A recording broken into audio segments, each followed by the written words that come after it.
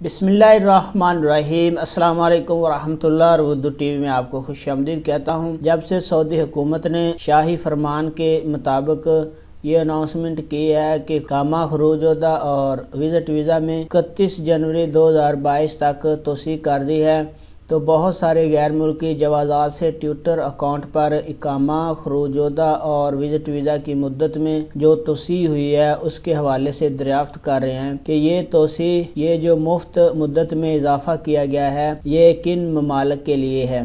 तो जवाज़ात ने इस सवाल का जवाब देते हुए कहा कि जिन ममालिक से तल्लक रखने वाले इकामा होल्डर पर सफरी पाबंदी आयद थी और वो सफरी पाबंदी के बायस सऊदी अरेबिया नहीं आ सकते थे, उन ममालिक के लिए ये खरूज-ओ-दा में इकामों में और विज़िट वीज़ा में तोसी की गई है।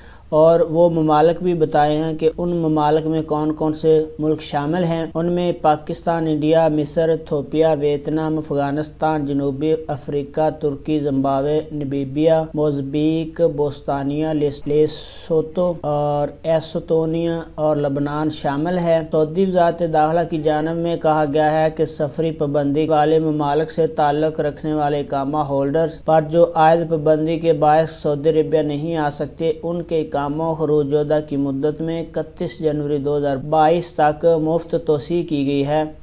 तोसी पर मरहलावार अमल जारी है, किसी को जवाज़ात जाने की कोई ज़रूरत नहीं है। तो वीडियो देखने का बहुत बहुत शुक्रिया। अस्सलाम वालेकुम वरहमतुल्लाह।